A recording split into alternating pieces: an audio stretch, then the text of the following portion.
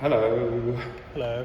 Oh my god, we're back again. Who's that? Backstreet Boys. Oh, that was a trick question. You knew straight away. Someone was into Backstreet Boys. It's a catchy song, what can I say? Like, ride with me if you ride with me, you can slide with me if you feel like 550 on the 5 sticky, come get high with me, that's a deal, right? Ride with me if you ride with me, you can slide with me if you feel like 550 on the 5 sticky, come get high with me, that's a deal, right? That's a deal, right? That's a bet, right? That's a bet, right? That's a deal, right? That's a deal, right? That's a bet, right? That's a deal, right? That's a deal, right? That's a bet, right? That's a deal, right? That's a deal, right? Ayy, coming down like precipitation. I ain't never met a limitation. Hate applying my elimination. Gotta go to Google for the information. Hello, Joseph. How are we? I'm alright. Good. How are you? I'm well. Good. Now, what is this magnificent beast? 2012 BMW 330D, 258 horsepower stock. Beast. Done. Beast. Yeah. What has it come here for? It's come for a dyno session. So a friend of mine, Matt, recently bought the car. Apparently it's tuned, been doing some really funky things. He doesn't know who it's tuned by, doesn't know if it is or isn't tune related, but it's kind of come in for Diagnostics, sort of, tuning diagnostics / tuning situations. stuff. So yeah, basically see if it is tune related and if we can sort it out. Okay, awesome. So So what's the plan?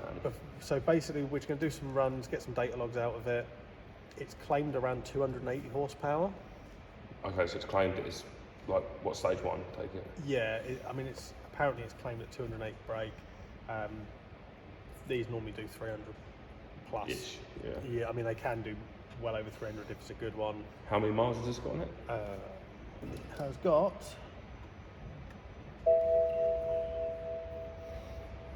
96. Okay, so it's not a spring chicken, but equally plenty of life left. Yeah, it's not a lot for BMW 6 cylinders, so No. yeah, we'll jump into it, see where we get to. Okay, let's go.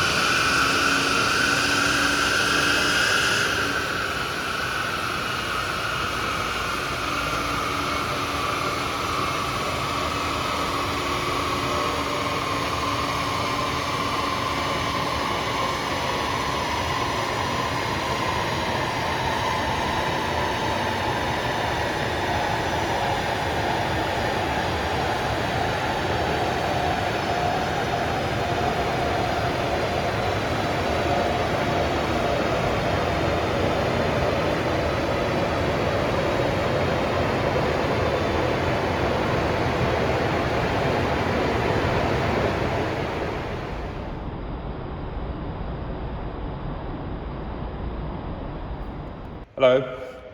How are we? Oh well. That's Interesting. a bit inconsistent, isn't it? Yeah, so first pull did 310 horsepower. Yeah, which and is good. 619 newton meters. Second pull, 260 horsepower with 602 newton meters. Yeah. So Just for clarification, they were back-to-back runs. yeah, they were back to back. So The first pull we were like just about at operating temperature at the start, so I did expect it to make a little bit more. I didn't expect it to drop 50 horsepower. Although to be fair, when you take the average, it is around 280 horsepower. On the average, it is, yeah. So the plan now is we're going to. Was the data logs all right first of all? Yeah, logs are fine. So there's nothing wrong. Not that I can see. So it's looking like jumps it's out. tuning related. So Matt also complained about it doing some weird things around like 110, 120 mile an hour, obviously on a racetrack. Oh, yeah, private road racetrack. And I mean, yeah, I experienced the same thing on the dyno. As soon as it gets to 120 mile an hour, it literally shuts down. Right. But that was the other reason. I like to do back-to-back pulls because you can see consistency, even with a bit of heat you'll lose power, but you can get a general idea of how consistent. You shouldn't be losing 50 brake horsepower with one run's worth of heat, should you? And the thing is, I logged both runs. The logs are identical. It's still requesting and producing the same amount of boost, so it's not like say the boost is being pulled away, obviously because of that, because anything's going on. Do you know what it's requesting? Off the top Some of your head. amount of boost. Okay. Do you think it might be a bit much? No. No? Not at all, no. No. The thing is, there's a lot of reasons these can play up. And by these, I just mean newer cars generally. Torque monitoring and stuff like that is very, very, very common. But yeah, we're going to apply our stage 1 software. We're also going to do a gearbox tune as well, XHP stage 2. And then, yeah, do a few more tugs, get some data logs, see what it says. Hopefully we're making some power consistently. Hopefully.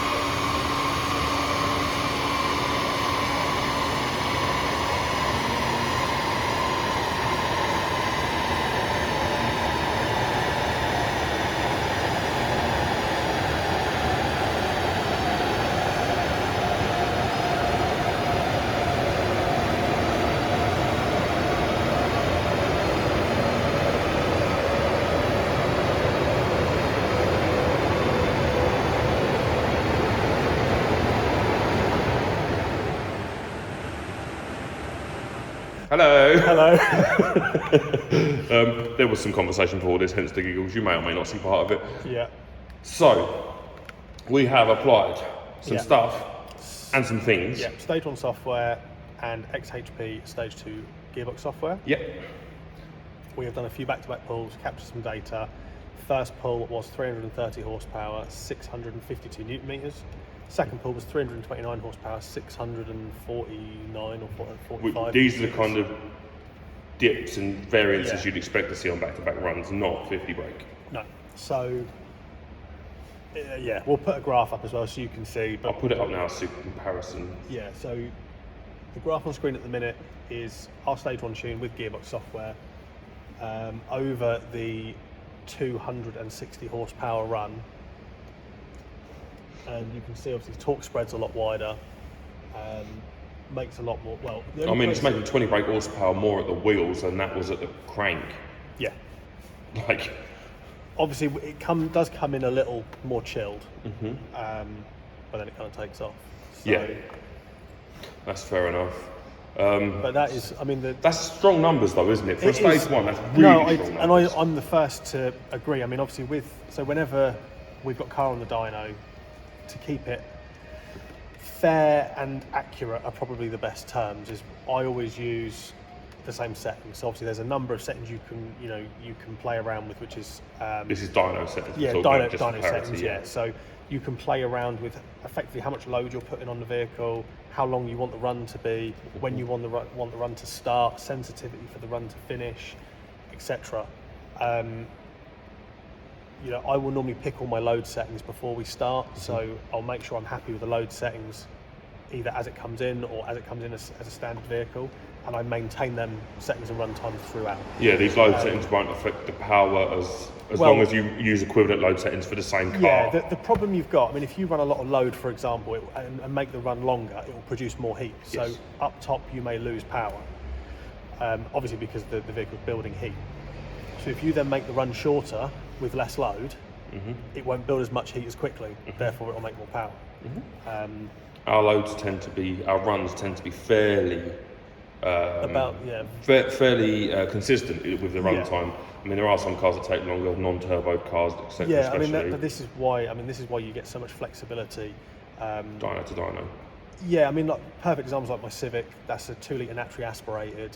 You won't run the same kind of load settings as for this, which is a 3 litre turbo diesel. Yeah. A lot more torque and power low down. Exactly. And obviously, bigger, smaller engine, you'll run, different load settings. But the other thing is as well, I mean, I said this in a video that it'll be live by the time this goes live. Going back to some people I know who have dynos literally just use them for making sure everything's safe. And I've kind of got to the point where I don't really chase numbers. Don't get me wrong, I'm happy it's made loads of power, but I mean, it's also 310 on one of these on stage one, you would consider to be a good day. Yeah. 330, I've never heard of it. No, but it's done it consistently as well. Yes, it has. Yeah. But like I said, for this we were looking for consistency. But like I said, it dropped 50 horsepower between two pulls. It's now making the same sort of power consistently between two pulls, and that's what I'm looking for. It was acting up around just over 4,000 RPM, 120 mile an hour in sixth gear. It's now not doing that. Obviously, it's not gear dependent. It's rev dependent issue. That's now sorted. Just to bring it into the discussion real quick, obviously the XHP gearbox flash isn't going to impact the amount of power you're producing. It's just going to impact the gear changes. And it will raise the torque limiters in the gearbox. Gotcha. Yeah, they will raise torque limiters. But yeah, I mean, don't get me wrong, we all love seeing cars making big numbers.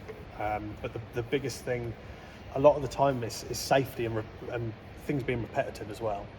By repetitive, you mean consistent? Yeah, that's, for example, when this came on, it done 310 horsepower first pull. Yeah, and if it had done that second pull, third pull, and fourth pull, there'd be no need to touch it. Yeah, exactly that. Providing there was no other issues, and that is kind of what it boils down to. It's all well and good having a car that will make good power for one pull, but will it do it more than once? Do you know what I mean? Not only that, will it carry on doing it for a very long time? Yeah. Or will it blow up? So, but like I said, I mean, this is actually the first one of these I've ever had on a dyno. Oh, is it? Yeah, because obviously on the last dyno we struggled for grip all the time with rear-wheel drive stuff, especially the diesels, because they're very torquey and they make a lot of torque low down. And then this dyno, I don't even think doesn't really struggle, does it, with these kind of cars? Well, we've had a lot more powerful than this. Yeah, I mean, we've had M3s, M4s. I've got an E63 bi-turbo coming over soon for some tuning. We've had all sorts of stuff on here, and we've not had a single issue with grip. Even with Tony's M4, there's like nearly 770 brake. Yeah, these are grippy rollers though. A very, very, very big retarder.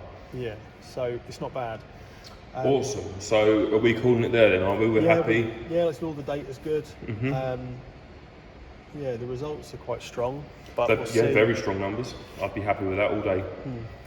Torque's good as well, 652, wasn't it? Yeah, 652 newton meters. Yeah, so that's, I mean, obviously that adds weight to it being tuned previously, because obviously we've only gained about 40 newton meters. That's right. I mean, between the first and second pull on the current tune, it only dropped 17 newton meters. On the current tune? The current tune being The previous one before the we previous tune, yeah. So it only dropped 17 newton meters, and the torque curve looked very similar. It was just mainly that it dropped a lot of horsepower that was the problem. So yeah, but no, I'm happy with it. I'm surprised how much power it's made, in all honesty. Super strong numbers. But yeah, we can only see how it goes from there. Yeah, awesome. Another one bites the dust.